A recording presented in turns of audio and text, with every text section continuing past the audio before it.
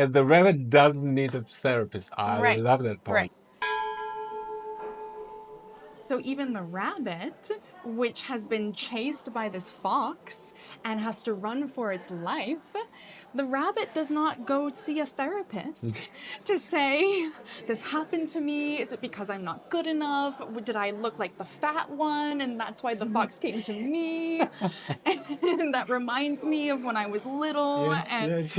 So Okay, why? humans are, Why our does the brains are rabbit different. I don't know. No, it's really, I want to come to The prefrontal legit cortex? point. I'm curious your interpretation. It's a very good point. And the rabbit doesn't need a therapist. I Right. love that point, right? Why? Because actually, maybe Google that. I don't want to be totally off, but I think I heard once that the rabbit, after it got chased, goes to a safe place and shivers. True. Shivering. True. You know, when we are very scared, we are shivering. What is that? That is a release of tension, okay, let's go to a biological, physical sense, muscles. So adrenaline brings more tension in the muscles to be ready for fight and flight mode. Okay, so tension in the body is fear manifested on a muscle layer, on a In the central nervous system, yes. The autonomic nervous system. Yes, that goes all together here. You know, it's like a recognition, nervous system, electricity, muscles, boom, tension. Okay, good. So what is it doing? The rabbit goes and shivers the shit out. Human, this is why it's again extended animal. We are not allowed to shiver our fear out.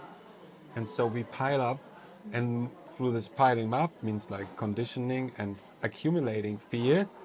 It's like this is why we then more and more situations are fearful, because there's so much fear constantly in the body that the system and the brain is doing actually its job. So I want to protect the brain a bit as an organ, because there is tension in the body. That means for the brain, okay, we have to be ready for fight and flight mode. So someone says something bad, I attacking with my emotional reaction to it. So sorry, it's a bit a detour. But the point is, through these norms, how to behave, sit upright. That little child, you know, want to play outside, has a lot of energy in his body because there is a high frequent vibrating environment where it's growing up at home and at school.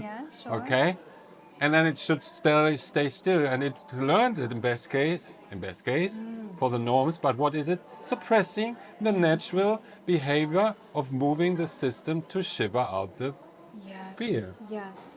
And we have so many coping mechanisms that suppress the body's natural intelligence to release tension. And I think people find it uncomfortable.